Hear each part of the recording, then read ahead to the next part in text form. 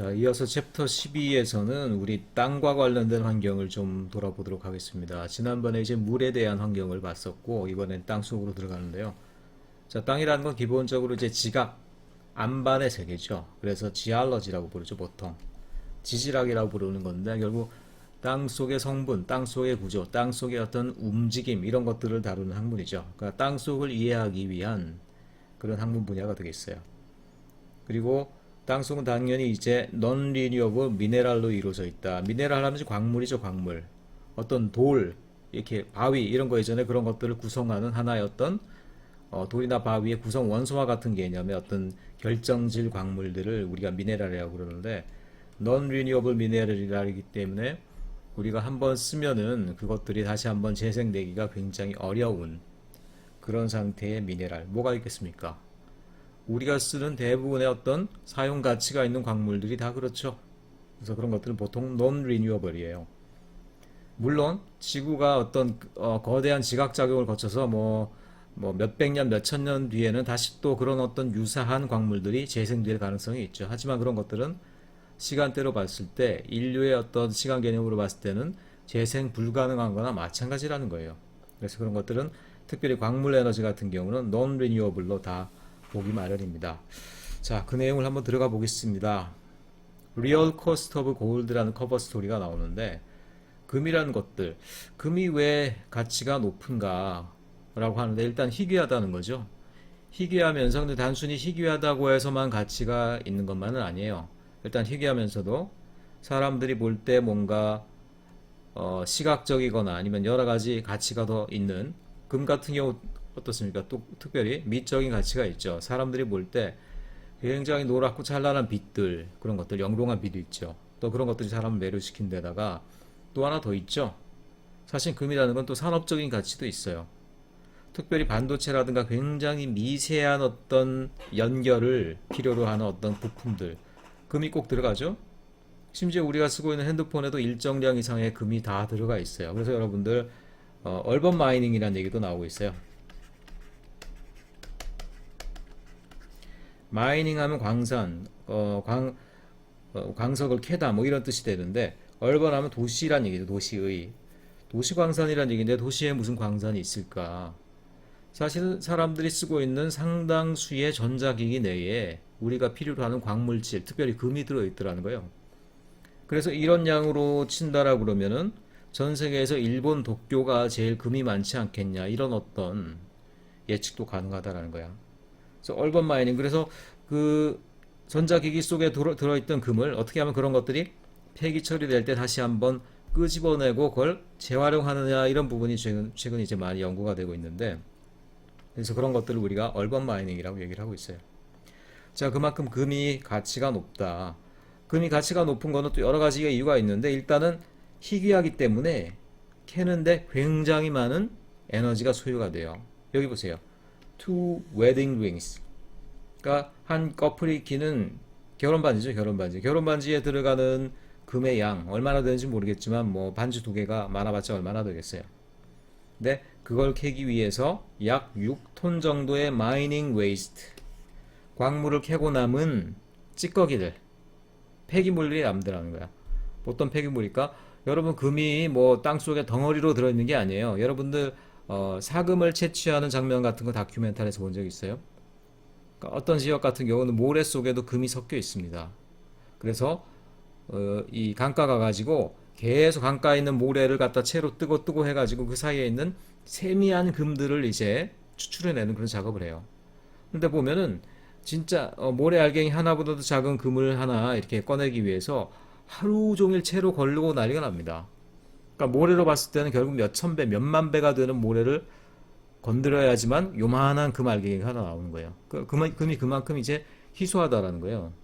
그래서 약간의 금을 캐내기 위해서 해야 되는 수고가 엄청 많다라는 거예요. 자, 다른 말로 하면 어떻습니까? 약간의 금을 캐내기 위해서 산이고 들이고 엄청나게 6톤만큼을 파헤쳐야 된다는 얘기니까. 그냥 파헤칩니까? 파헤치고 나서 땅이 망가지는데 그걸 복구할 수 있어요? 없죠. 그러면서도 발생하는 여러 가지 문제들 또 뭐가 있습니까? 땅속을 파고 들어가면 첫째, 중금속, 둘째, 방사능 원소들이 있어요. 그런 것들이 다 또 환경에게 또 사람에게 해로운 부분이라는 얘기죠. 그래서 그런 많은 후유증들을 남기는 것들이 바로 특별히 금광의 문제다라는 것이에요. 자, 어쨌든 사람들이 좋아하는 그런 광물을 캐기 위해서 따르는 환경적인 희생이 적지 않다. 이런 것도 좀 알아야 되겠죠. 그러니까 와일드라이프, 야생 동식물로서는 이게 무슨 봉변이냔 말이야. 그렇잖아요. 누가 와서 우리 집을 막 다 뒤지고 뭐 난리치고 마루를 뜯어내고 가는데 그러면서 뭡니까? 바닥에서 10원짜리 하나 꺼내 갖고 갔어. 그러느라고 집을 다 해집고 원상복구도 안 시키고 가네? 그러니까 자연환경의 입장에서는 금을 캐어서 갖고 가고 광석을 해서 캐어서 갖고 가는 사람들을 바라볼 때 그런 느낌이 들게 될 거라는 것이죠.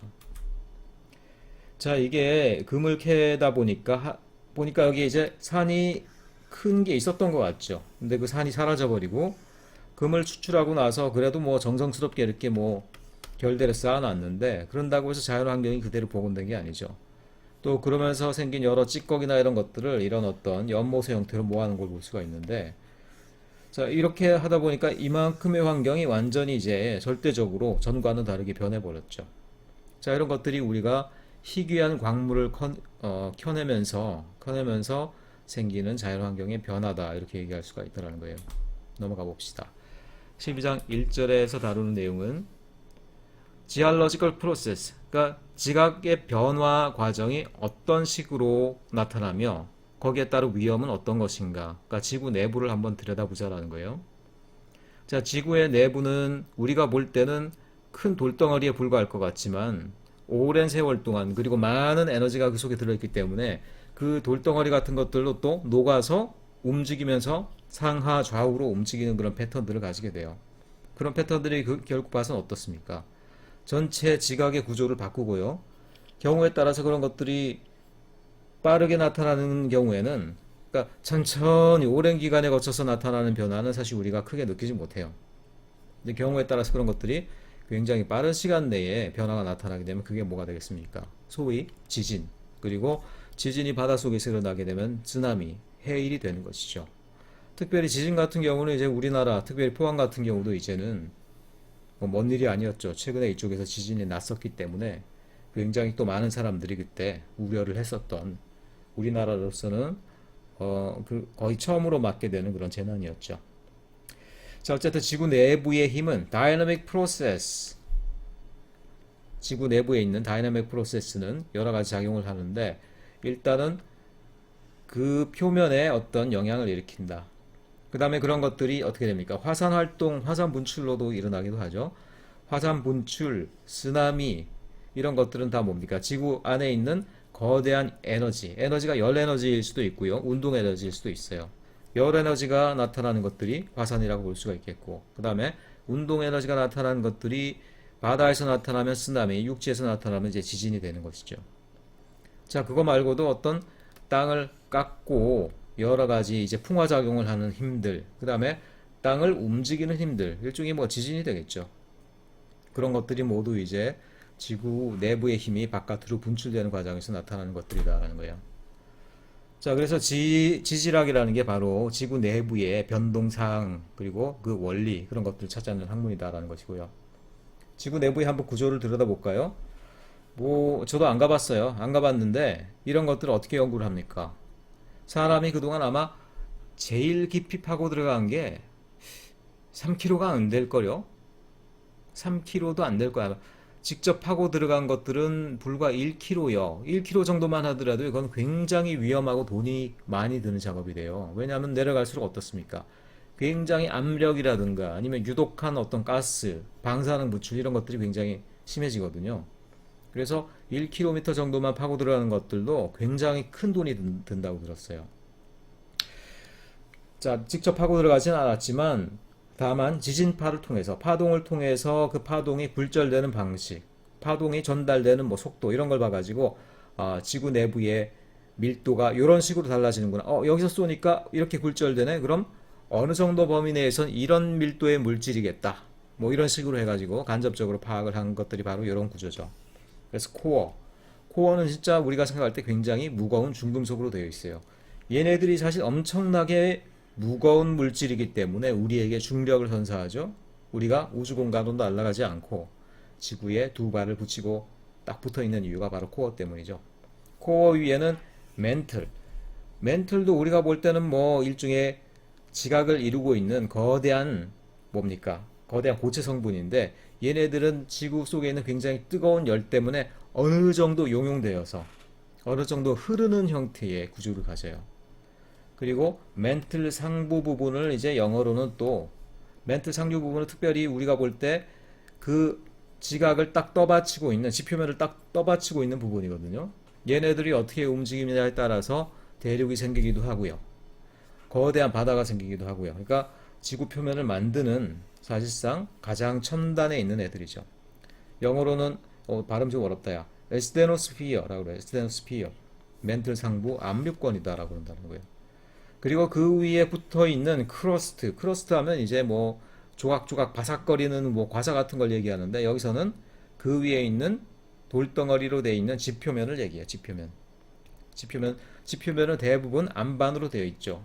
안반 위에 우리가 보는 흙은 그 안반 위에 조금 얹혀져 있는 것에 불과해요. 흙을 파고 들어가다 보면 결국 안반이 있고요. 그래서 그 안반 플러스 그 위에 있는 약간의 흙, 그게 바로 크러스트를 얘기하죠. 그리고 그 전체를 이제 지구 환경 차원에서는 이렇게 주로 돌멩이들로 이루어져 있는 이 층층으로 되어 있는 그 전체 세계를 리토스피어라고 얘기를 합니다. 그래서 리토스피어, 암석권이라고 얘기해요. 주로 돌로 구성되어 있는 그 세계들. 뭐 스피어 그러면 어떤 세계, 어떤 권역을 얘기하죠. 그럼 공기로 구성되어 있는 권역을 우리가 뭐라 그래요? 애트모스피어라고 그러죠. 특정한 물질군으로 이루어져 있는 환경의 여러 구성 세계를 갖다가 뭐 돌로 이루어진 것들, 공기로 이루어진 것들 이런 식으로 부른다는 거예요. 또 하나 더 붙여볼까요? 공기, 돌, 또 하나 뭐 있어요? 또 다른 무기물 세계. 또 다른 무기물 세계는 역시 물이다. 물은 물로 이루어진 바다라든가 호수, 물로 이루어진 지구상의 어떤 그런 무기물의 세계는 또 하이드로스피어라고 부른다는 것이죠.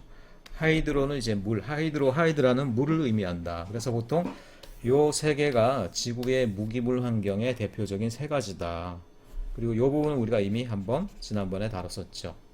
다음번엔 요걸 이제 다루게 됩니다. 넘어가겠습니다. 자, 지구의 어떤 지각 구조를 이해하는 또 다른 굉장히 핵심적인 용어, 플레이트 텍토닉. 텍토닉 플레이트라고 그러면 이제 이른바 판 구조론을 얘기하는 거예요. 판 구조론. 그러니까 텍토닉 플레이트가 바로 지구를 이루고 있는 판덩어리, 여러 개의 판덩어리를 얘기하는데 바로 이 그림을 한번 가볼까요? 여러분 이미 잘 알고 있는 그림이죠. 자, 멘틀이 일단 어느 정도 용용되어서 움직이고 대류 현상을 가지고 있는 가운데 천천히 움직이는 가운데 그 위에 얹혀 있는 크러스트 그리고 에스노스피어 이런 애들이 그 위에 얹혀 가지고 둥둥 떠다녀. 그런데 얘네들은 어쨌든 차갑게 식어 있는 상태에서 상당히 다 굳어 있는 고체란 얘기예요. 그 고체를 갖다가 밑에 있는 애들이 오랜 세월 동안 조금씩 움직이니까 얘네들이 어떻게 돼? 사이가 갈라져서 균열도 생기고요. 여기는 뭐냐면 그래서 한 지각 판덩어리가 나머지 지각 판덩어리 밑으로 내려가 버리네. 자, 보통 대륙과 해양이 만날 때 당연히 해양이 보다 밑에 있는 판덩어리겠죠. 그러니까 바다가 됐겠죠. 그래서 보통 해양 판덩어리가 육지 판덩어리 밑으로 들어가 버려요. 그래서 멘틀은 그걸 자꾸 이렇게 집어넣는 역할을 해. 그래서 이런 부분에서 뭐예요? 제일 깊은 바다가 생기고 해구가 생긴다라고 그러죠. 그리고 육지 같은 경우는 바닷가에 면하는 곳에 얼마 떨어져 가지고 또 이렇게 산맥이 쭉 형성되는 이유가 바로 뭐겠어요? 얘네들한테 밀려 가지고 역시 얘도 약간의 힘을 받아서 이렇게 산맥이 보통 형성되게 되죠. 자, 이렇게 지구상의 지표면을 이루는 크러스트들이 멘틀이 움직이는 힘에 의해서 여러 개의 판때기로 구분돼서 판과 판이 어떤 경우는 이렇게 겹치기도 하고 어떤 경우는 충돌하기도 하고 어떤 데는 분리되기도 하고 이런 것들을 이제 우리가 텍토닉 플레이트, 판 구조론이다 라고 그런다는 거예요. 좀 더 이제 노골적으로 그린 그림이죠.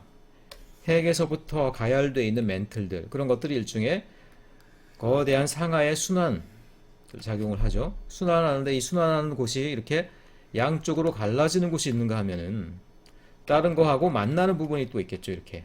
그래서 보통 갈라지는 부분 같은 경우는 대양의 한가운데 있다라고 그래요. 보통 태평양이나 이런 데 한가운데 있고. 그리고 당연히 이제 한 판이 다른 판 밑으로 들어가는 곳은 거대한 육지와 거대한 바다가 만나는 곳이겠죠. 그러니까 우리가 살고 있는 극동아시아 같은 경우는 일본에서부터 남중국해에서부터 동남아로 내려가는 그 해안 부분들, 그런 부분들이 바로 이렇게 판과 판이 만나고 해양판이 육지판 밑으로 들어가는 부분이다. 그래서 이제 그런 부분이 당연히 이제 지각 변동이 활발한 곳이고 마찰이 많이 일어나는 곳이기 때문에 역시 지진이나 화산 활동이 많을 수밖에 없겠다. 뭐 이런 얘기들이 나오고 있죠. 넘어갑시다.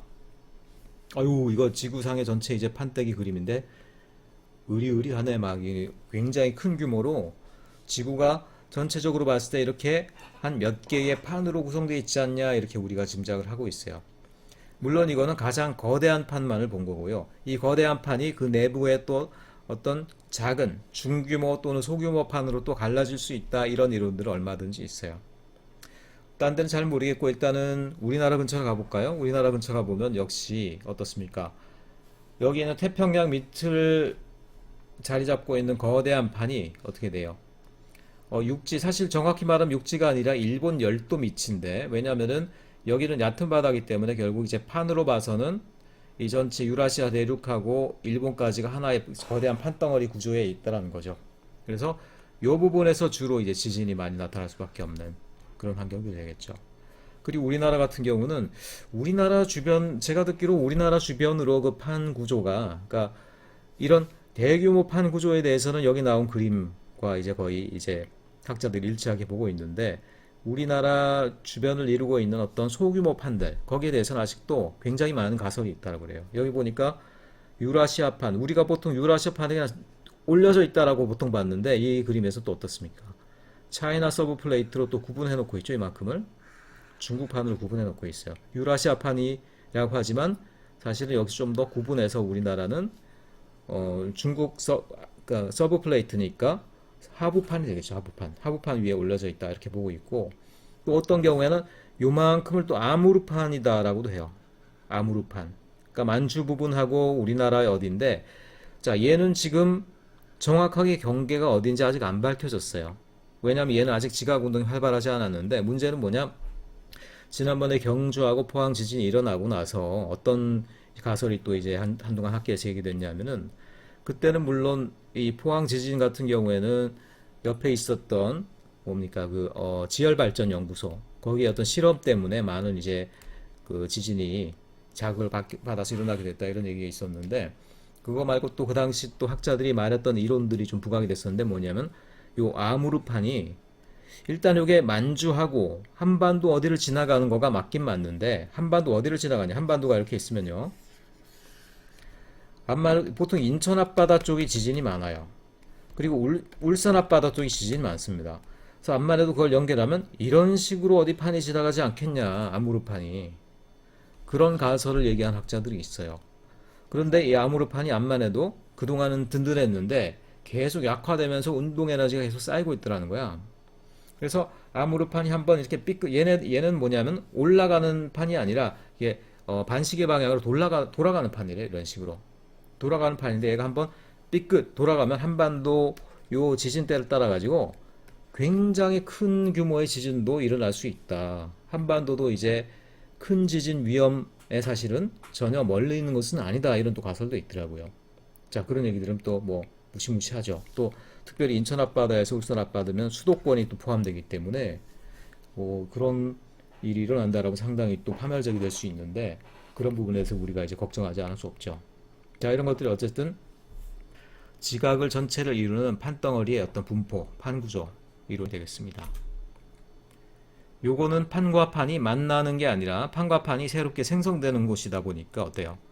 두 개가 서로 간에 양쪽으로 움직이면서 가운데 이렇게 협곡이 생기고 있는 그런 형국이죠. 그러니까 요런 땅들은 요런 땅들의 지지를 측정해 보면 땅 속에서 올라와서 이렇게 쌓이게 된 것을 볼 수가 있어요. 그래서 얘네들이 좀 더 오래된 거고 얘가 최근에 생성된 것인 걸 볼 수 있죠. 어떻습니까? 멘틀에 의해서 끌려 올라와서 땅속에서 땅 위로 올라오고 있는 어떤 과정에 있는 그런 부분에 생긴 협곡이다, 이런 걸 볼 수 있겠죠.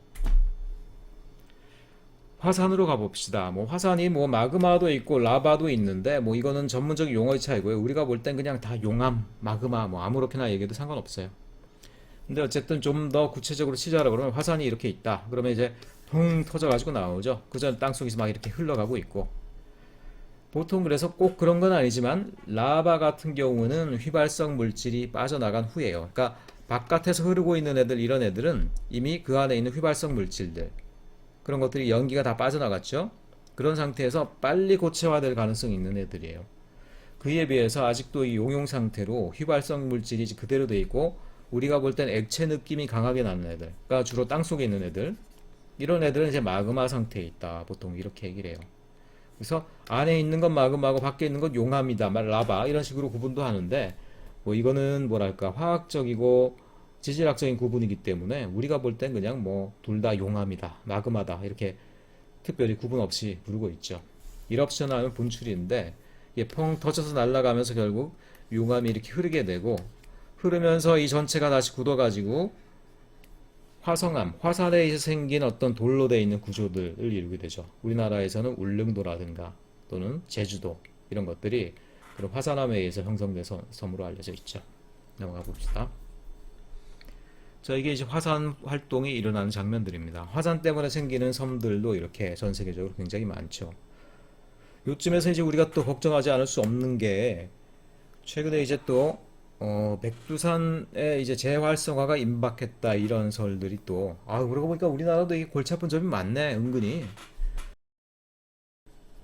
자, 요게 이제 중앙일보 기사에서 제가 잠깐 갖고 온 건데요. 백두산 폭발이 이제 고려시대 때 이미 있었고 그때만 해도 굉장히 또 큰 지진과 뭐 화산 폭발을 동반했다라고 그러고 지금 백두산이 또 한번 폭발하면 지금 전 세계에 있는 모든 화산보다도 더 폭발력이 클 거라고 그러거든요. 그래서 여러 가지 설들이 있는데 이거 자체로 지금 한반도가 뭐 한 3년 동안 이렇게 화산재해에 의한 어떤 기후 이변을 갖고 오지 않느냐. 거의 농사나 뭐 이런 것들 생활이 어려울 정도로까지 이렇게 재난이 오지 않느냐. 뭐 이런 예측도 있어요.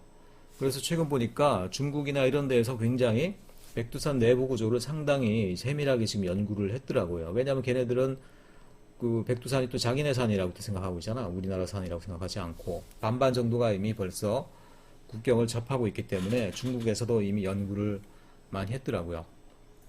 그래서 지금 태평양판이 유라시아판으로 내려오는 그런 상황에서 쌓이는 에너지가 계속 이제 백두산 쪽으로 유입되는 구조에 있고, 그러니까 화산이 그냥 폭발하는 게 아니라 땅 쪽에는 이제 마그마가 슬슬 모이고 있는 거대한 마그마 방이 있어요. 얘네들이 차고 어느 정도 이제 불만이 많아지고 그러면은 언젠가 이제 뚫고 올라오는데, 그래서 화산 폭발하는 거를 갖다가 어떻게 우리가 지금 짐작하고 측정을 하느냐, 요 위에서 뭐 구경만 하고 있어도 될 게 아니라 땅 속에 있는 이 온도를 갖다가 온도의 분포를 갖다 조사해 가지고 이 마그마 방이 어디에 형성돼 있고 얼마나 온도가 올라가는지 측정을 해 보는 거예요. 그래서 보면은 자, 이게 이제 화산 폭발하는 모습이 되겠고요. 이게 우리나라 근처의 어떤 판 구조의 모습이 되겠고, 그래서 보면 이게 판 사이에 어떤 균열이 일어나서 지금 마찰이 일어나는 데가 굉장히 멀린데도 불구하고 땅속의 어떤 여러 구조 가운데 결국 그의 에너지가 백두산 어디에까지도 이렇게 모이고 있다는 것이죠. 보면 그래서 지금 중국에서 밝혀낸 대략적인 마그마 방의 위치들이에요. 그래서 보면은 옛날에 형성된 가장 밑바닥에 있는 애들도 이미 꽉 차 있고요. 그 위에도 벌써 한 4개 정도, 크게 봐서는 4개, 작게는 또 여러 개의 어떤 마그마 방들이 이미 형성되어 있는데 얘네들이 지금 한마디로 꽉꽉 들어차고 있다는 얘기야. 꽉꽉 들어차고 있다 보면 뭡니까? 불만이 많아졌다는 얘기죠. 그러면 터지긴 터지겠죠, 언젠가. 그래서 사실 어떻게 보면 백두산 같은 경우에 제가 보기에는 결국 이제 폭발하는 건 이제 시간 문제다. 다만 그 시간이라는 게 우리 시간 개념으로 볼 때는 엄청 먼 시간일 수도 있겠고, 터지려면 진짜 당장 다음 주에 터질 수도 있고, 아니면 또 뭐 한 100년, 200년 뒤에 터질 수도 있고, 뭐 알 수 없는 일이죠. 하지만 어쨌든 또 한번 폭발하는 시기로 가고 있다라는 사실에 대해서는 지금 지질학자들이 거의 공통적으로 얘기를 하고 있는 것 같아요. 그래서 지금 백두산 천지의 온도도 많이 올라가고 있다, 이런 어떤 분포들이 지금 연구가 되고 있습니다. 이번에 바이러스 사태도 그렇지만 뭐 화산, 지진 이런 것들 그동안은 남미이라고만 생각했는데 그게 아니고 결국 우리나라도 일정 부분 다 관련되는 재난이었다 이렇게 생각하고, 어떤 재난에 대해서도 우리가 좀 이제는 사전 경고의 차원에서 확실하게 대비해야 되는 그런 시대가 되었다 이런 생각이 드네요. 자, 넘어가도록 하겠습니다. 또 말하기 싫은 지진입니다. 지진. 지진은 우리가 다 알다시피 땅 속에 모아져 있던 스트레스, 그러니까 긴장된 그 응력이 결국은 지표면을 강하게 자극함으로써 생기는 그런 현상이 이제 지진이 되겠죠. 자, 여기 보면 이제 지진에 의해서 결국 지각의 상당히 큰 이 경우는 두 개가 서로 단층이 생겼죠. 그래서 위에 있던 지층이 떨어져 나가면서 여기 슬라이딩이 이렇게 생겨버렸죠. 그래서 이 슬라이딩 생긴 부분에서 굉장히 큰 이제 진동이 발생하면서 그 진동이 어떻습니까? 땅 속에서 발생한 진동이 이렇게 원형으로 파동으로 퍼져나가는 걸 볼 수 있죠. 그래서 보통 땅속 여러분 지난번에 경주나 포항에 지진 났을 때도 뭐 포항 북북서 어디 지점 몇 킬로미터 보통 이렇게 나와요. 그 말은 뭐냐면 포항 북북서 어디 지점이라고 그러면 그게 바로 여기를 얘기하는 거고요. 그 말은 뭐냐면 그 지진이 일어난 그 원점에서부터 수직으로 올라온 땅덩어리의 표면, 사람은 뭐 땅덩어리 위에서 사니까 땅속에 사는 게 아니니까 요 지점으로 얘기를 하되, 다만 지진이 발생한 가장 그 스트레스의 원점이 어디냐, 그건 땅속으로 파고 들어가서 그 원점을 찾아야 되겠죠. 그래서 그 깊이가 보통 지진을 예보하거나 아니면 지진에 대한 리포트가 나올 때 그 깊이가 나와 있어요. 근데 지난번 포항 지진 같은 경우는 한 5.2였는데도 불구하고 실제 체감 같은 경우는 한 6.5가 됐었다고 보통 그러거든. 왜 그러냐 하면은 요 진앙 지점을 우리가 에피센터라고 그래. 에피센터.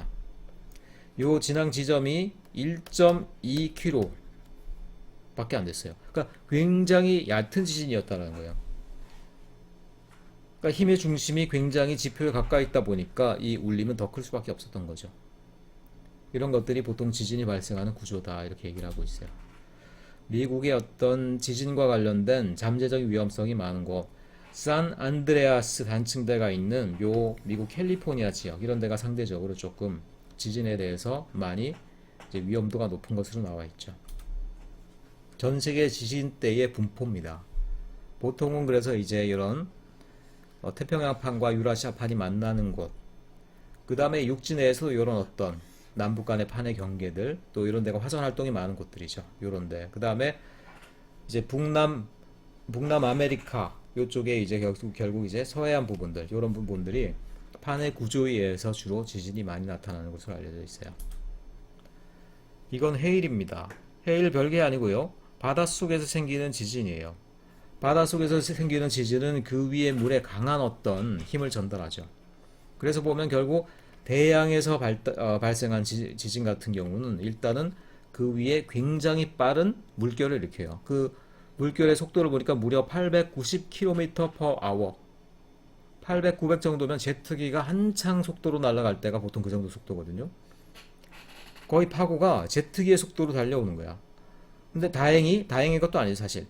근데 얘네들이 해변을 따라 점점 전진하다 보면은 결국 이제 수심의 깊이가 점점 얕아지죠. 얕아지면서 얘네들이 뭐냐면 수평으로 이동하는 이동했던 힘들이 상하의 힘으로 바뀌어 버립니다. 어떻게 되겠어요? 속도는 느려져. 그러니까 해안으로 도착할 때쯤이면은 한 시속 42km밖에 안 된대. 안심할 건 절대 아니죠. 그런데 어떻게 돼요?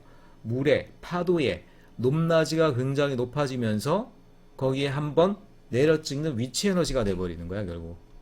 수평으로 움직이는 운동 에너지에서 굉장히 물의 파고가 높은 어떤 위치 에너지가 돼버려요. 그래서 그런 것들이 땅을 덮쳤을 때는 땅 위에 있는 모든 건물들이 그냥 다 파괴가 될 정도로 엄청난 힘이 되는 것이죠. 한마디로 땅 속에 있었던 응력을 사람들의 도시가 받아서 피해가 생기는 것들이 바로 이제 해일 피해다, 이렇게 이해할 수 있겠죠. 지구 위에 있는 돌들, 락들, 바위들이 어떤 형식으로 이제 순환하게 되는가, 이런 얘기들이 나와 있습니다. 결국 이제 바위라는 것도 우리가 볼 땐 여러 가지 유형들이 있죠. 퇴적으로 생긴 것들, 화산 활동으로 생긴 것들, 뭐 등등등등이 있지만, 걔네들은 결국 기본적으로 지각의 활동에 의해서 생성도 되고 사라지기도 하고, 또 새롭게 생성되기도 하고, 이런 어떤 순환하는 과정을 거치고 있는 그런 것들이 되겠죠. 어쨌든 그 순환의 단계에 있어서 적어도 우리가 보는 시기에 있어서는 서로 다른 형태의 이제 암석으로 나타나게 된다, 이러는데, 뭐 세디먼트, 퇴적이죠. 퇴적. igneous 이거는 화성암. 말하자면 화산 활동에 의해서 주로 열에 의해서 생긴 애들이죠. 열에 의해서 한번 녹았다가 용암 형태로 녹았다가 다시 굳어서 생긴 돌들 뭐 그런 것들이 되겠고요. 그다음에 메타모픽 하면 변성. 메타모픽은 이제 강한 압력에 의해서 주로, 물론 압력이 열도 이제 포함하게 되죠. 그런데 주로 강한 압력 위주에 의해서 변형된 돌들, 그런 것들을 이제 우리가 변성암이라고 그러죠. 영어로는 그걸 이제 메타모픽이라고 그래요. 자, 보통 이렇게 해서 퇴적암, 화성암, 변성암, 이렇게 결국 세 가지 형태가 가장 이제 우리가 볼 때 가장 대표적인 유형들이고, 얘네들이 지구의 활동, 지각 활동에 따라서 여러 형태로 이제 변형되면서 우리 눈에 나타나게 된다. 이런 얘기들이 나와 있습니다. 넘어가 봅시다. 그래서 rocks and minerals라고 나오는데, rock 하면 이제 우리가 볼 때 보는 돌이죠, 돌. 바위들이고, 요 바위들은 사실 우리가 볼 때 같은 바위를 하나하나 이렇게 보더라도 그 바위의 어떤 결이 다르고 부분의 어떤 성격들이 다른 걸 볼 수 있어요. 유리처럼 반짝이는 부분이 있는가 하면은 그냥 거무튀튀한 부분도 있고, 다양한 결정으로 섞여 있죠. 그래서 그 결정 하나하나를 특별히 동일한 어떤 광물질로 되어 있는 결정 덩어리를 하나를 지금 미네랄이라고 그래요.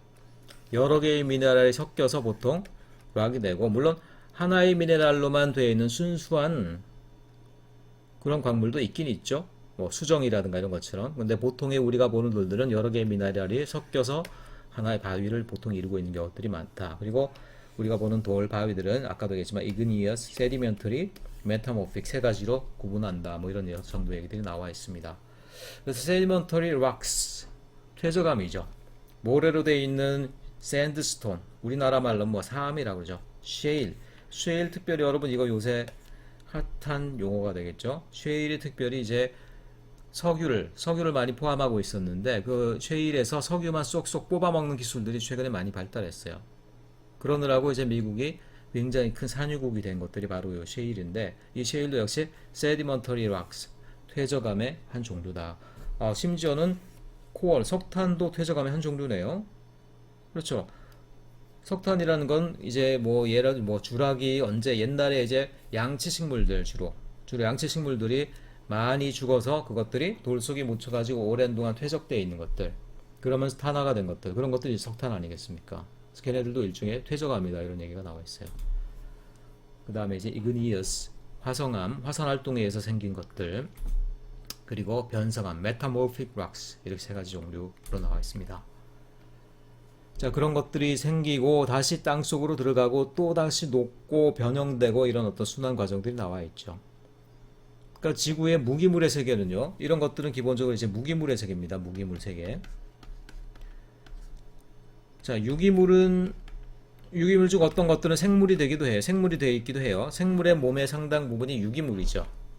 근데 무기물이라는 거는 어떻게 보면은 생명체의 배경이 될 뿐 생명 자체가 되지는 않는 그런 형태의 물질이라는 거예요. 그래서 보통 이 두 가지의 순환에는 큰 갭이 있습니다. 보통 유기물, 그리고 유기물로 이루어진 생물 같은 경우는요, 굉장히 빠른 순환을 전제로 해요. 그러니까 생물 하다가 태어나고 죽는데 보통 사람만 해도 오래 살지만은 대부분은 한 10년, 20년 내에 다 어떻습니까? 다시 한번 순환 과정을 통해서 땅으로 들어가게 되죠. 하지만 무기물은 어때요? 무기물은 호흡이 길어요. 기본 1000년, 2000년, 만년 단위로 가. 그러니까 얘네들은 답답한 게 없어요. 답답한 건 얘네들일 뿐이야. 그래서 보통 우리가 지금 석유나 석탄 이런 것들이 재생 불가능한 자원이라고 그러죠. 근데 사실 무기물의 세계에서는요, 그것도 그렇지 않아. 걔네들도 재생 가능해. 근데 한 10,000년만 기다리면 돼. 재생 가능해. 근데 사람들의 입장에서 어떻습니까? 호흡이 짧아. 라이프 스팬이 짧아. 그러니까 우리가 볼 때는 non-renewable, 재생 불가능이라는 것이죠. 그러니까 재생 가능과 불가능은 유기물의 세계와 무기물의 세계의 어떤 관점의 차이고, 어떤 라이프 스팬, 시간의 차이의 개념이다, 이렇게 우리가 봐야 된다는 것이죠. 넘어갑시다.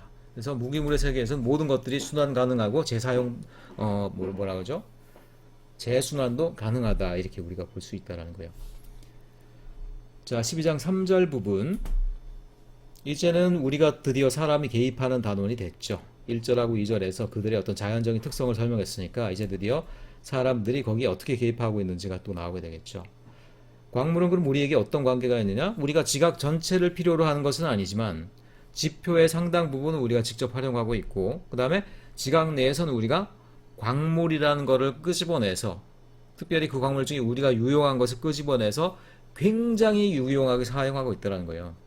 모든 문명들이 사실 뭐에서 나왔습니까? 땅 속에 있는 자원을 끄집어내서 이렇게 만든 것들이죠. 건물 뭡니까? 시멘트고, 뭐 자동차 뭡니까? 철광석으로 형태를 만든 거고, 그 속에 들어간 엔진, 뭐 에너지 뭡니까? 석탄과 석유를 끄집어낸 거고, 땅 속에 있는 것들을 끄집어내서 모든 것들을 형성한 것들이 도시고 인간의 문명이라는 거예요. 어떻습니까? 지각이 우리에게 엄청난 것을 공급해주고 있죠. 그래서 보면은 자, 지구의 어떤 크러스트, 사실 우리가 멘틀까지 들어가서 뭘 파내지는 않아요. 우리가 깊이 들어간 본대자 지구 전체로 봤을 때는 껍질에 불과해. 그래서 지구 크러스트를 우리가 파고 들어가 가지고요, 상당히 유용한 뭔가를 우리가 끄집어내서 만들고 있어. 뭡니까? 어떤 광물들은 굉장히 유용하게 활용될 수 있다. 뭐 석탄, 뭐 철광석, 금광석 다 뭐 우리 유용한 것들이죠. 그런데 이 과정에서 결국 이제 뭐냐? 우리가 땅을 파헤치니까 땅 자체가 파괴가 되는 거고 그 위에 있는 토양이 파괴가 되겠죠. 또 그리고 우리가 광물을 채취하고 나면요, 남은 것들은 모든 것들이 이제 찌꺼기가 되어버리는 거야. 상당한 양의 고체 폐기물이 되어버립니다. 자, 그리고 지구 무기물의 세계로서의 지구는 뭐냐면 지상에 얘네들이 나오면 안 되는 거기 때문에 땅속에 묻어놓은 거거든요. 워이 너희들은 땅속에 있어야 돼 라고 묻어놨는데 사람들이 그걸 굳이 바깥으로 파낸단 말이야. 뭡니까? 지구의 순환 과정상에 또 큰 문제가 생길 수도 있겠죠. 그러다 보니까 이제 공기와 물, 토양의 오염으로 이어진다. 우리가 이렇게 얘기할 수 있겠죠. 자, 그럼 광물 자원이 어떤 것들이 있는지 한번 알아봅시다. 아까도 얘기했지만 광물이라는 거는 지각을 바위를 이루고 있는 여러 가지 물질 중에 하나의 물질로만 구성되어 있는 그런 어떤 결정 덩어리를 얘기해요. 자, 그래서 사람들이 보통은 지각이나 아니면 바위 속에 있는 여러 가지 미네랄 중에서 우리가 필요한 것만 쏙쏙 뽑아내서 쓰기 마련이에요. 보통 어떤 것들이 그런 것들입니까? 대부분 우리가 쓰고 있는 금속들, 철을 비롯해서 금이라든가 구리 등등 모든 것들이 어떻습니까? 자연 상태에서 걔네들이 쇳덩어리로 있는 게 아니죠. 다 철광석, 금광석 이런 데서 끄집어내는 거예요. 보통 그러니까 우리가 금속이란 미네랄을 보통 지각에서 많이 끄집어내고요. 또 하나는 이제 파슬하면 화석이란 말도 내고 석탄이란 말도 되는데 여기 석탄을 얘기하는 거겠죠. 석탄도 이제 비교적 물론 석탄 같은 경우는 덩어리져 있기 마련이에요. 하지만 얘네들도 결국 어떻게 돼요? 지각에서 얘네들만 우리가 적절하게 추출해내는 형태로 우리가 채취를 해야 되는 거죠. 그런 것들을 이제 우리가 탄광이라고 그러는 거죠. 그리고 비교적 이런 것들이 다량으로 많이 분포해 있는 산이나 아니면 뭐 지각 덩어리 이런 것들을 우리가 리저브라고 그러죠. 리저브. 자, 오어라고 그러면 이제 광석인데요. 그래서 특정한 미네랄이 많이 들어있는 돌덩어리 전체를 이제 광석이라고 그래요. 근데 이 광석이 여러분들 우리가 생각하는 것처럼 철광석이고 금광석이고 그 가운데 철이나 금이 그렇게 많이 들어있는 게 아니에요. 그래서 딱히 정해진 건 없지만 그래도 비율이 상당히 많이 있는 것들을 이제 하이 그레이드 오어라고 그래요. 그러니까 고품질 광석이죠. 예를 들어서 돌덩어리 전체에 뭐랄까 철의 비율이 한 뭐 20% 30%까지 된다. 그럼 그거는 상당히 쓰임새가 많고 하이 그레이드인 오어가 되겠죠. 그러니까 뽑아 먹을 게 많다라는 거예요. 그런데 진짜 뭐 1톤짜리 돌덩어리에 불과 뭐 철은 한 1, 2g에 불과하다. 그러면 그렇게 막 0.1% 이렇게밖에 없고 그러면은 굉장히 로어 그레이드죠. 그러니까 굳이 하자라고 그러면 거기서 철을 뽑아낼 수는 있지만 집채만한 돌에서 철 뭐 동전 하나만큼 뽑아내기 위해서 고생한다라고 그러면 어떻습니까? 에너지도 많이 들고 수고에 비해서 남는 게 별로 없죠. 그래서 로어 그레이드예요. 근데 문제는 뭐냐? 자, 이런 것들을 먼저 우리가 개발을 하겠죠. 근데 이런 것들이 고갈되면 될수록 어떻게 됩니까? 점점 로어 그레이드까지 우리가 개발할 수밖에 없겠죠. 그러니까 모든 자원이 이런 형태로 되어 있어요. 처음에는 진짜 뭐 자원 반, 돌 반. 그러니까 우리가 원하는 그 미네랄의 비율이 상당히 많은 광산을 개발해서 마구마구 채취해요. 근데 그런 것들이 점점 다 고갈돼 버리죠. 그럼 어떻게 됩니까? 그 다음 거, 그 다음 거, 그 다음 거 내려가다 보면 나중에는 자, 인류가 쓰고자 하는 자원이 고갈되기 전에는 굉장히 많은, 그렇죠? 굉장히 많은 수고를 거쳐서 산을 깊이 파고 들어가고 탄광을 깊이 파고 들어가서 소량의 어떤 자원을 캐내기 위해서 굉장히 많은 에너지가 들어가게 되는 그런 상황이 되겠죠. 그러니까 이제 무서운 건 뭐냐? 자, 하이 그레이드가 다 고갈되고 점차 로어 그레이드로 가게 될 때 생기는 여러 가지 어떻습니까? 에너지나 경제적인 어떤 부담 그런 부분이 우리가 생각해야 되는 문제들이 되겠죠. 여러 미네랄 자원들의 어떤 사례들이 나오는데요. 뭐 철 대표적이죠. 코퍼, 청동, 구리가 되겠죠. 금. 그 다음에 모래나 아니면 자갈 같은 경우 또 자원이에요. 어디에 씁니까? 콘크리트 건물, 시멘트랑 섞어서 쓰잖아요. 또 알루미늄 이런 것들이 얘기가 나오고 있습니다. 자, 광산으로부터 제품이 만들어지는 과정을 쭉 사진으로 만들어 놓고 있어요. 자, 이건 채취를 했죠. 특별히 서피스 마이닝이라는 건 뭐냐? 땅 속으로 굴을 파고 들어가는 게 아니라 땅 거죽에 그 광석들이 많이 있는 곳. 그러니까 이런 것들은 개발 비용이 굉장히 적죠. 그래서 서피스 마이닝을 해서 해가지고 그 광석을 채취를 해요. 광석으로부터 철을 분리를 해요. 그 다음에 이런 것들을 재련을 해요. 그 다음에 얘네들 갖다가 철 자체를 분리해서 그런 것들이 여저 뭐 탄소를 가하기도 하고 용광로 녹였다가 다시 식히기도 하고 해서 여러 가지 물성을 그러니까 그 제품의 특성을 마련해요. 그 다음에 그런 것들을 철강 제품으로 만들어 자동차 만들기도 하고 자동차가 꽉 나니까 다시 어떻게 됩니까?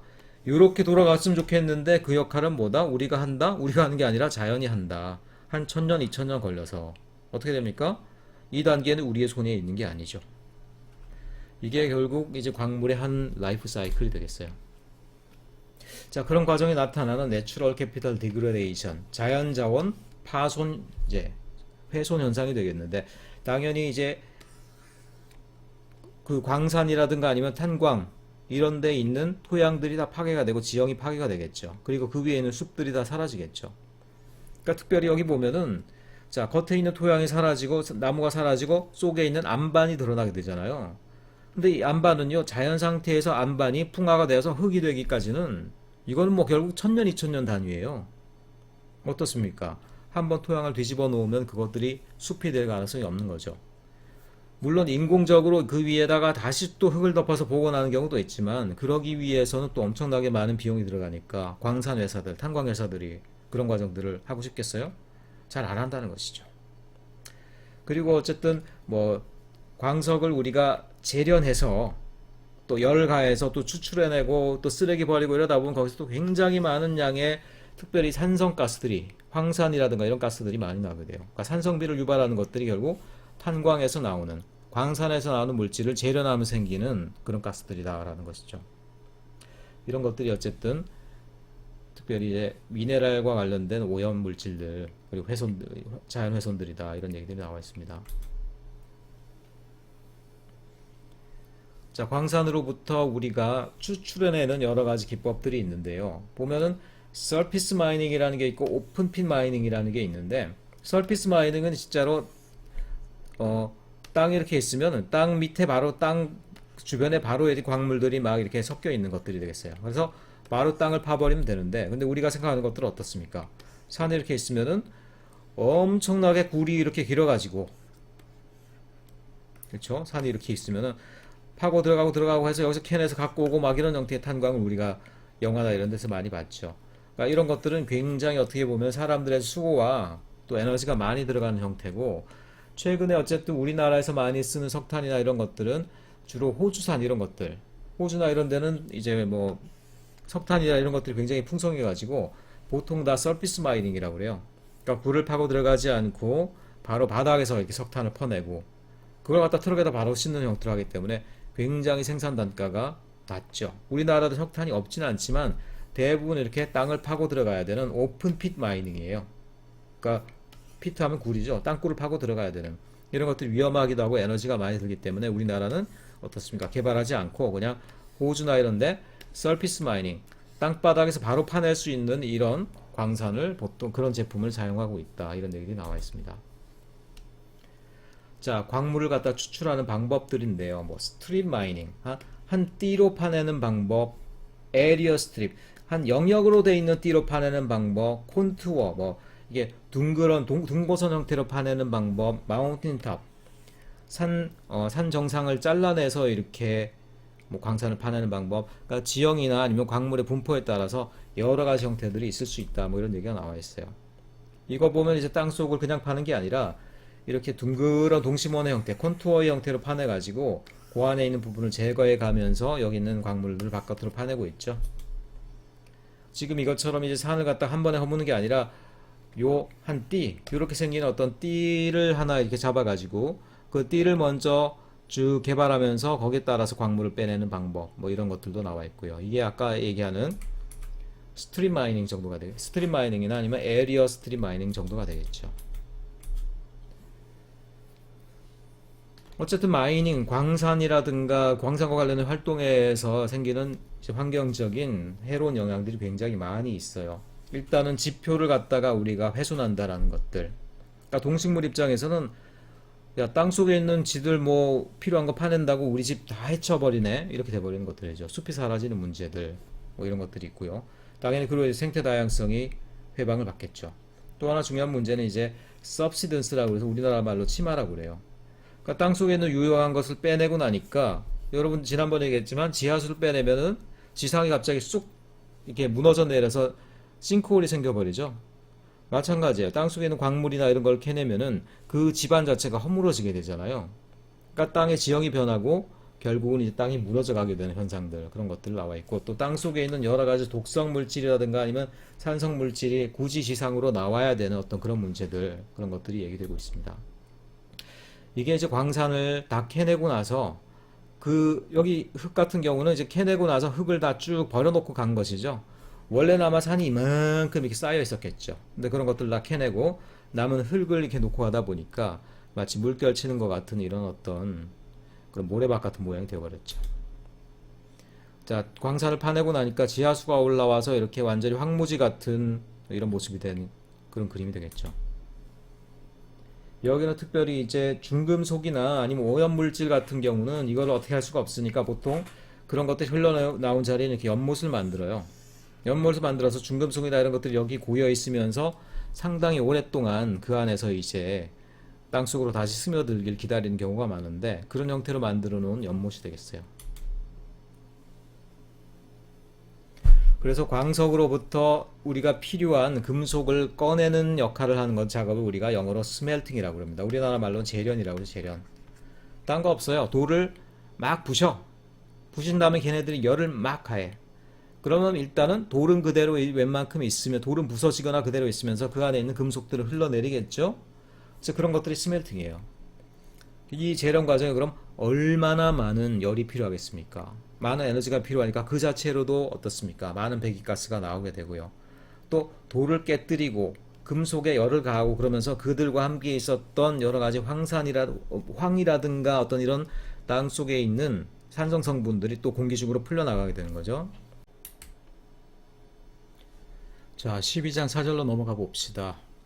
이 우리가 쓰고 있는 이 광물 자원이 얼마나 지속될 거냐, 점점 고갈되어 갈 텐데 얼마나 우리가 더 쓸 수 있겠냐, 그리고 고갈되어 가는 경우 우리는 어떻게 해야 되냐, 이런 주제를 다루고 있어요. 당연한 얘기겠지만, 자, 모든 광물 자원은 한정되어 있습니다. 한정. 뭐 이거는 거부할 수 없는 사실이죠. 지구가 하나이기 때문에 두 개, 세 개가 아닙니다. 그리고 그런 것들이 일반적으로 고갈되어 갈수록 그 채굴로 인한 피해는 더 커져가죠. 환경적 피해, 에너지 사용량, 노동량 점점 더 많아지겠죠. 다만 꼭 그런 것만은 아니에요. 짧은 기간 내에서는 뭐라는 변수가 있습니까? 기술 개발이란 변수가 있죠. 예를 들어서 석유 같은 경우도요, 지금 당연히 70, 80년대부터 우리가 굉장히 석유를 많이 사용하고 있는데 석유의 양은 당연히 지금 점점 줄어들고 있겠죠. 근데 실제 생산량을 보면 최근에 석유 생산량이 옛날보다 더 많아요. 그때보다 훨씬 고갈되어 가고 있을 텐데 생산량은 더 많아. 왜 그럴까? 뭐가 변수겠어요? 그때와는 비교할 수 없을 정도로 지금 현재는 빠르고 효과적으로 석유를 추출해내는 기술이 있기 때문이에요. 그렇기 때문에 석유 생산량이 더 많아 보입니다. 하지만 그렇다고 해도 궁극적으로 뭡니까? 빠르고 효과적으로 채취해낸다라고 그러면 그만큼 고갈되는 속도는 점점 더 빨라지고 있다는 것이죠. 그러니까 변할 수 없는 진리는, 자, 하이 퀄러티 상태에서 아까도 얘기했지만 로 퀄러티 상태로 간다. 처음에는 삽질 한 번만 하더라도 1kg씩 채취가 돼요. 근데 나중에는 삽질을 10번 해도 1g 밖에 채취가 안 되는 그런 상황까지 악화가 되더라는 거야. 그런 전체적인 흐름 중에 잠시 기술 개발 때문에 생산량이 더 많아지는 것처럼 보일 때도 있지만 그것이 고갈을 막는 건 결코 아니라는 거예요. 오히려 고갈의 속도는 점점 더 빨라지고 있다는 걸 우리가 알아야 된다는 거지. 자, 그런 기술 개발과 자원 채굴에 대한 어떤 관계나 이런 것들은 이후에 우리 13장에서 에너지 부분에서 다시 좀 다루도록 하고요. 자, 어쨌든 자원은 어쨌든 고갈되어 갈 수밖에 없다. 고갈로 달려가고 있다. 이 부분을 우리가 인정하면서 한번 들여다보도록 하겠습니다. 자, 이 광물 자원은 또 이제 불균형하게 분포하는 특성을 가지고 있어요. 어떤 것들은 이제 굉장히 뭐 어느 나라나 다 있을 정도로 굉장히 풍부한 자원들도 물론 있긴 있습니다. 대표적으로 어떤 게 이런 자원이 있습니까? 시멘트 같은 게 여기 속해요. 시멘트는 우리나라 사실 자원 거의 없다시피 한데, 근데 유독 시멘트 같은 경우는 우리나라가 한 700년 쓸 걸 갖고 있어. 거의 1000년 쓸 걸 갖고 있다라고 그래요. 삼척이나 이런 데 가면 거의 뭐 그 땅덩어리 전체가 시멘트 채취가 가능한 그런 지질이잖아요. 이렇게 풍부하고 별 걱정 없는 미네랄이 있는가 하면 굉장히 희귀한 미네랄, 비싼 거, 귀금속들, 금과 다이아몬드가 되겠죠. 근데 여러분, 이 특별히 희귀한 그리고 분포가 굉장히 적은 이런 미네랄 같은 경우 또 이것들이 굉장히 많은 사회 문제가 되고 있어요. 여러분, 블러드 다이아몬드라는 얘기 들어봤어요? 블러드 다이아몬드? 피의 다이아몬드라는 얘기인데, 뭐 핏빛으로 빨간 다이아몬드인가 할 텐데 그게 아니고, 아프리카의 어떤 다이아몬드 광산 같은 경우에 반군이 그 광산을 장악하고 어린아이들, 그 마을에 있는 어린아이들을 동원해가지고 그 광산을 그냥 중노동을 시켜가지고 다이아몬드를 캐내게 하는 거예요. 그러니까 애들이 많이 죽고 다치고 한다는 얘기예요. 그래서 그 다이아몬드가 애들의 피로 만들어진 다이아몬드다 해서 블러드 다이아몬드라 이렇게 부른다고 그러잖아요. 특별히 스케어스, 희귀한 미네랄 같은 경우 또 이걸 둘러싼 굉장히 많은 비극들이 있다. 이런 것들을 우리가 좀 알아야 되겠죠. 그리고 어떤 광물 같은 경우 또 전략적인 그런 특성이 있어요. 뭐 경제적인 그리고 군사적인 이런 어떤 전략적인 광물 자원으로 여러분 생각나는 거 있습니까? 최근에 특별히 많이 언급되는 것들인데 히토류가 바로 그거죠. 히토류. 뭐 히토류가 어떻게 생겼는지 나도 잘 몰라요. 근데 주로 이런 것들이 어디에 갑자기 많이 쓰이게 됐냐? 주로 스마트폰의 터치 스크린, 그러니까 IT 기기죠. 이런 데 이게 반드시 쓰이다 보니까, 그리고 이런 것들이 군사 기술에도 많이 이용되다 보니까 굉장히 가치가 높아졌죠. 자, 이건 문제는 뭐냐면 이거는 캐내는 게 이게 어느 나라에나 캐다 보면 다 있긴 있어. 땅을 파다 보면 있긴 있대요. 다만 그런데 땅을 깊이 파고 들어가면 어떻습니까? 환경 피해가 심하죠. 방사능이 올라오죠.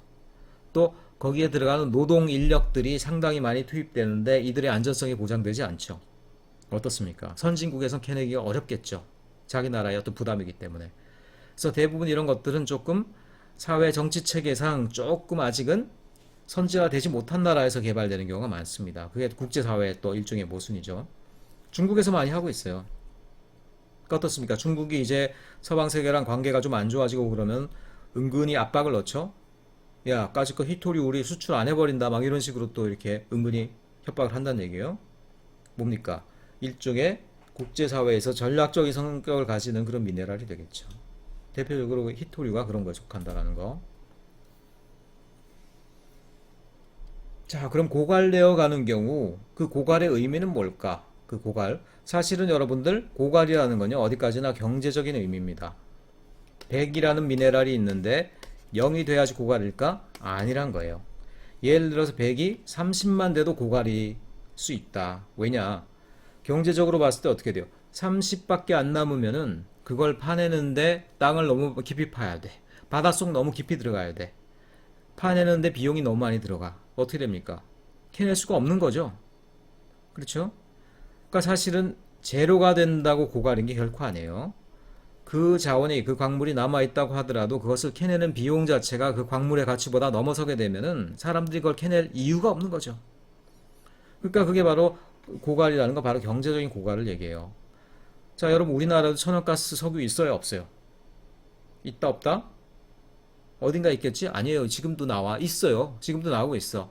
포항에 저 그린웨이라고 해서 철도를 갖다가 이제 숲으로 바꿔놓은 그런 땅을 가면요. 그 공사를 하다가 땅을 파다가 지금 가스가 올라오고 있어. 거기다 지금 불을 붙여놨거든요. 근데 천연가스가 막 올라와. 지금 2년째 천연가스가 계속 올라오고 있어요, 지금. 그런데도 불구하고 그럼 왜 그걸 채취해가지고 왜 수출 안 해요? 우리 왜 안 써요? 라고 하지만 경제성을 따져보니까 굳이 거기다가 어떻습니까? 거기에 이제 공장을 차리고 가스 파이프라인을 넣고 정제시설을 넣고 아유 그 돈을 들이느니 차라리 러시아나 다른 데서 지금 수입해 오는 게 훨씬 더 싸네. 이렇게 되는 거야. 어떻습니까? 우리나라에 천연가스 석유가 있다? 있기는 있다. 하지만 경제적으로는 없는 거나 마찬가지다. 그래서 고갈인 거예요. 그래서 실제로 고갈은 굉장히 빠르게 나타날 수 있다. 자원이 완전히 이제 한계가 도달하기 전에 그 전에 이제 고갈이 되는 상황이 올 수가 있다는 거예요. 자, 굉장히 중요한 질문이 되겠는데 고갈된 다음에 디플리션, 고갈된 다음에 그럼 우리는 어떻게 해야 되느냐? 별 수 없어요. 극단적인 경우는 없이 살아가는 거죠. 없이 살아가. 원시 시대로 다시 돌아가는 거예요. 그게 싫어 그럼 대체 자원을 개발해야죠. substitute 하면 대체 자원이에요. 그것도 싫어 어떻게 해요? 덜 써. 낭비하지 마. 그리고 쓴 것도 써. 다시 써. 뭐 재활용, 재사용이 되겠죠. 이런 거밖에 없다라는 거예요. 왜냐면 얘네들은 어떻습니까? non-renewable이에요. 한 번 다시 재생되는데 1000년, 2000년, 만년, 2만년 걸리기 때문에 어차피 우리가 아끼지 않고는 해결책이 없는 애들이에요. 아끼거나 아니면 다른 애를 찾아내거나 이거밖에 해결책이 없는 애들이라는 것이죠. 자, 광물의 어떤 시장성이나 시장성과 또 이런 광물 자원의 공급과의 관계들이 쭉 나와 있습니다. 자, 문제는 뭐냐면 이 광물 자원 같은 경우는 특별히 시장, 마켓 시스템이 작용하지 않는 것으로 잘 알려져 있어요. 왜 그렇습니까? 보통 어떤 나라가 자기 나라에 특화된 자원을 개발하거든. 근데 다른 나라랑 경합하다 보면 어떻습니까? 나라와 나라 간에 동일한 자원을 놓고 경합하다 보면은 의도적으로 자기 나라의 어떤 산업 또는 자원의 수출량을 늘리기 위해서 정부가 개입하게 되는 경우들이 굉장히 많습니다. 다른 어떤 공산품은 그래도 대략 국제시장의 원리를 통해서 이렇게 진행이 돼요. 뭐 관세협정이라든가 다른 모든 걸 통해서 이제 진행이 되는데 광물 자원 같은 경우는 또 그렇지가 않습니다. 굉장히 국가 간의 어떤 경쟁이 치열하고 작전이 치열해요. 최근에 어떤 석유와 관련된 상황 봐도 그렇죠, 여러분들. 최근에 석유 값이 왜 이렇게 많이 떨어졌습니까? 우린 잘 모르지 물론.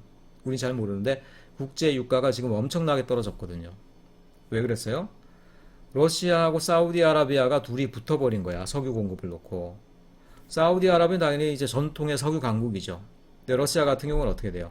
이제는 러시아가 뭐 산업도 기반도 무너지고 그러다 보니까 석유나 천연가스를 팔아가지고 그해 먹고 사는 그런 처지예요.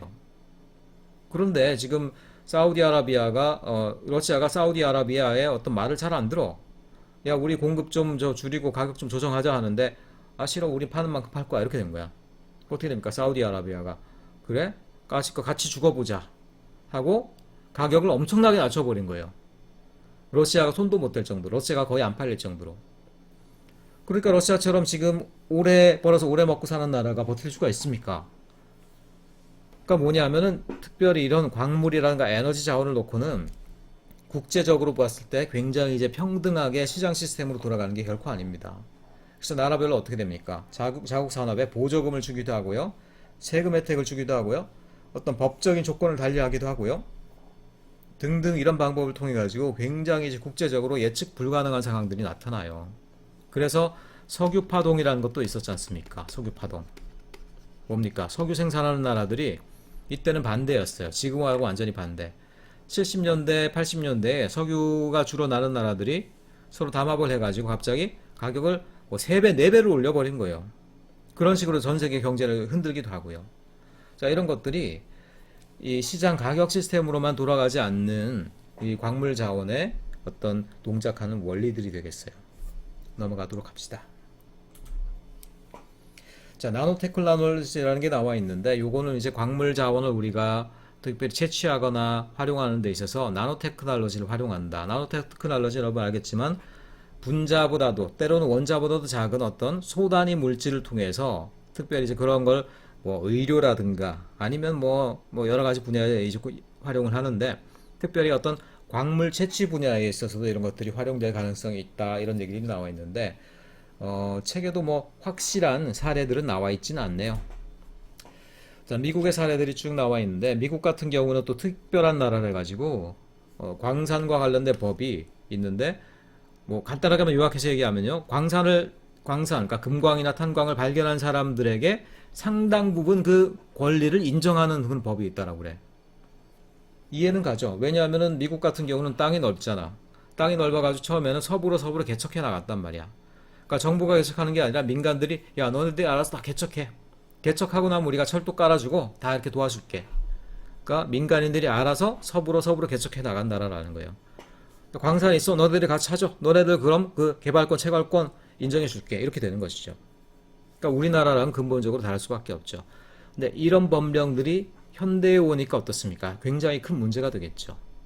왜냐? 그들이 그것들의 개발권을 가지게 되면 당연히 거기서 최대한의 이익을 끌어내면서 환경적인 파괴는 또 굉장히 등한시할 거 아니겠어요? 그러다 보니까 그런 과정 중에서 환경이 많이 파괴되고 또 광물들이 지나치게 고갈돼가는 문제들, 그런 것들이 생길 수밖에 없겠다. 우리나라는 어때요? 우리나라 금광 어디 가서 찾아내면 어떻게 될까? 금광 찾아서 나가는 사람들, 그런 사람들 되게 바보예요. 왜냐하면 우리나라는 금광 찾아낸다 그럼 정부 거예요, 기본적으로. 그 개인의 소유랑은 전혀 상관이 없습니다. 그러니까 미국 영화 보면 여러분들 막 어디 숨겨진 비밀의 어떤 보물 이런 거 막 찾아가는 영화 나오잖아요. 미국에선 그럴만해. 찾으면 일단 그 사람의 권리가 인정돼요. 우리나라에선 어떤다? 땅속에서 뭔가 비밀스러운 어떤 보물을 찾아냈다? 누구 소유예요? 그 사람은 전혀 권리 없어. 손 털고 나와야 돼. 바로 정부가 회수해 갑니다. 그러니까 보물 찾기 놀이 이런 것들은 우리나라에선 법적으로 맞지가 않습니다. 금광 찾기, 뭐 다이아몬드 광산 이런 것도 마찬가지예요. 넘어갑시다. 자, 이게 광산이 개발되고 나서 남은 어떤 굉장히 보기 흉한 민둥산 부분이 되겠어요. 계속 이제 고갈의 정도가 점점 심화되다 보면은 아까도 얘기했지만 낮은 품질의 광석들을 우리가 찾아내야 되는데 그런 경우 당연히 이제 비용이 올라가게 되고요. 여러 가지 문제가 많죠. 그러면 이런 부분에 어떤 우리가 요즘에 또 새로운 대안들은 없을까? 아까 뭐 나노 테크놀로지 얘기도 나왔지만 최근에 이제 많이 얘기되는 것들이 또 이런 것들이 있어요. 바이오 마이닝인데 바이오란 말이 붙은 걸로 봤을 때 암만 해도 바이올로지컬 마이닝, 생물학적인 광산 개발 뭐 이런 거 정도가 되겠죠. 요건 뭐냐면 저도 이게 되게 놀랐는데 저도 이 책을 보기 전엔 잘 알기 어려웠던 내용이에요. 뭐냐면은 일종의 박테리아를 이용해서 그 박테리아가 금속 성분을 자기 몸속에 넣은 다음에 그런 것들을 나중에 심전물의 형태로 뱉어내는 그런 박테리아가 있대요. 말하자면은 금광에 가가지고 그 금광에다가 이렇게 긴 홀을 뚫어, 구멍을 뚫어. 그 다음에 물을 부어 넣어가지고 연못처럼 만든 다음에 우물처럼 만든 다음에 거기에 그 박테리아를 집어넣어. 그러니 박테리아가 어떻게 돼요? 그 가운데서 금속을 녹여서 이제 자기 몸속에 갖고 오는 거야. 그 다음에 그 물을 떠서 다른 데다가 침전을 시켜놓으면 어떻게 돼요? 얘네들이 자기가 몸속에 먹었던 그런 금속을 다시 뱉어내면서 그런 것들이 침전 형태로 쌓이게 되죠. 그러니까 그런 식으로 하면 어떻게 돼요?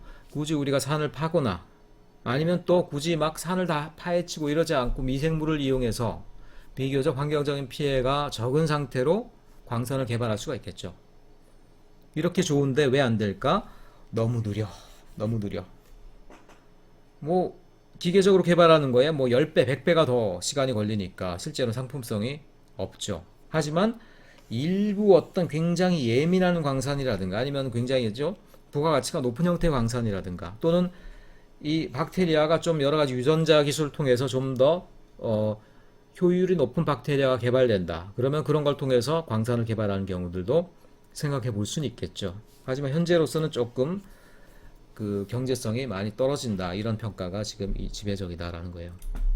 자, 또 다른 광산은 또 바다 자체도 광산이 돼요. 특별히 여러분 바다 밑바닥에 하이드로테어멀 디파짓이라고 그러는데 바다 밑에 열이, 그러니까 온도가 굉장히 높은 존이 있거든요.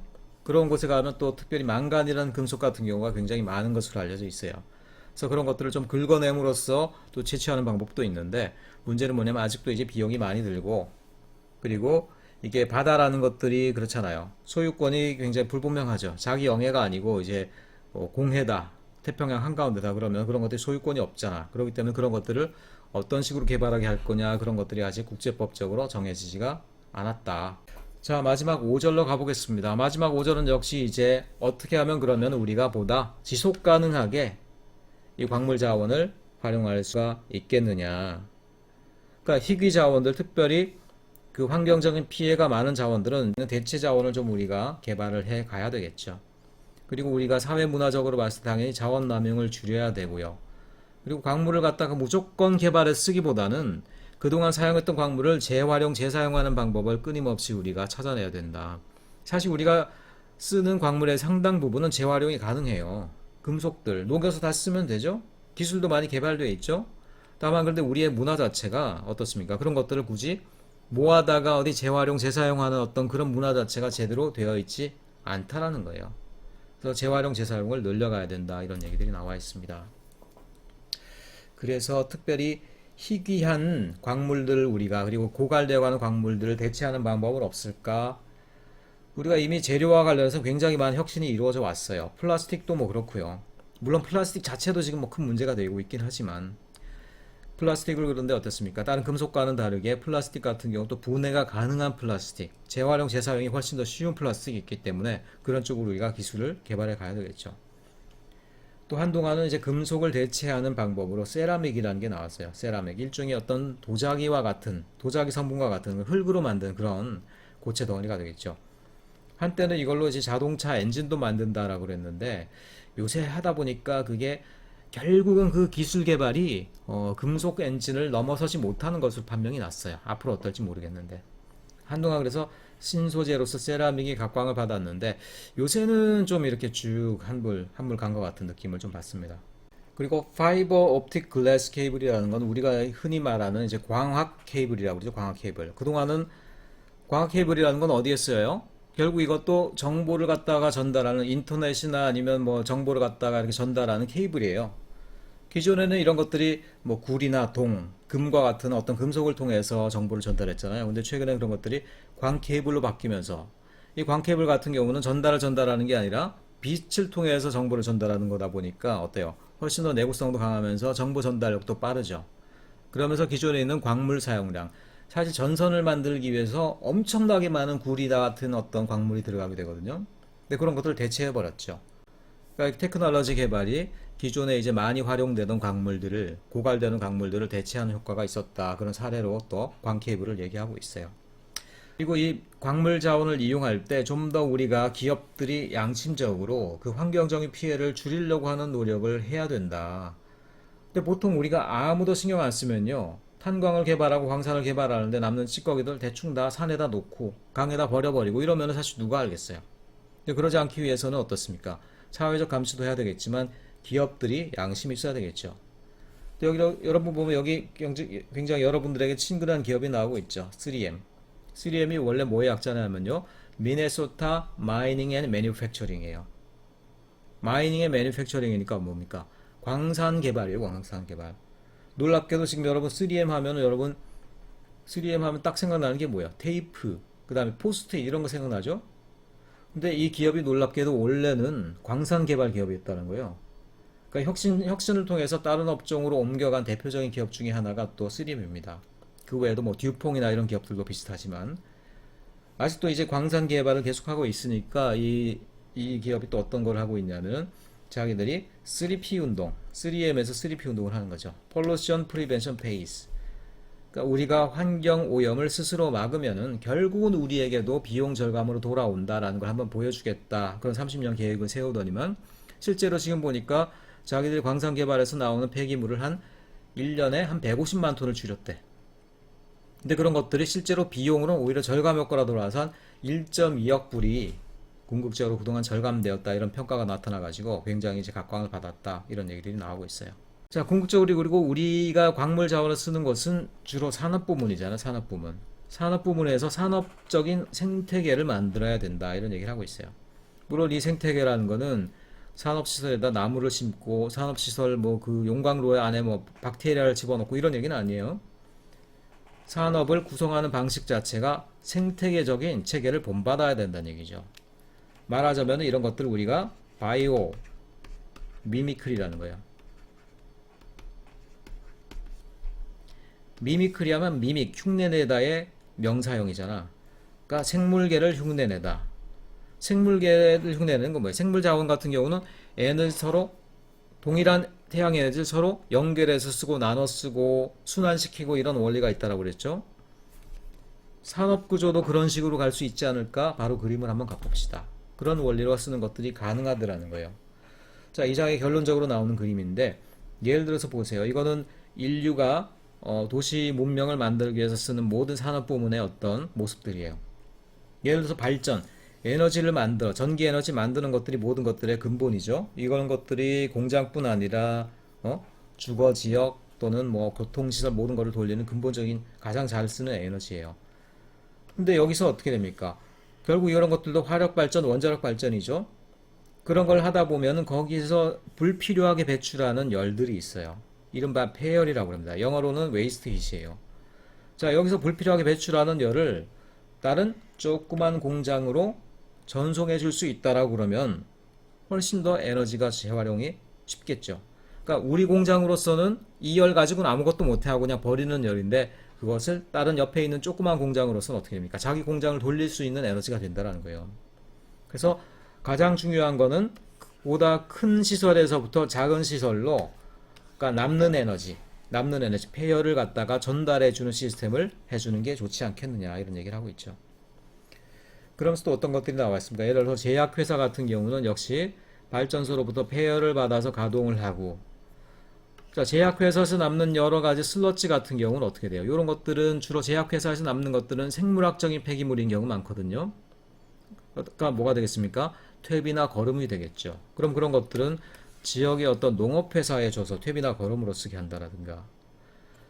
그러니까 쓰는 광물 자원, 에너지, 거기에 남은 찌꺼기들 그런 것들이 내가 볼 땐 쓰레기지만 옆 동네 다른 업종, 다른 공장으로 가면 충분히 그들이 공장을 돌릴 수 있을 만한 그런 물질이나 에너지가 된다는 거예요. 그래서 최대한 돌렸으면서 폐기물을 적게 하고 에너지의 순환을 이루게 하자.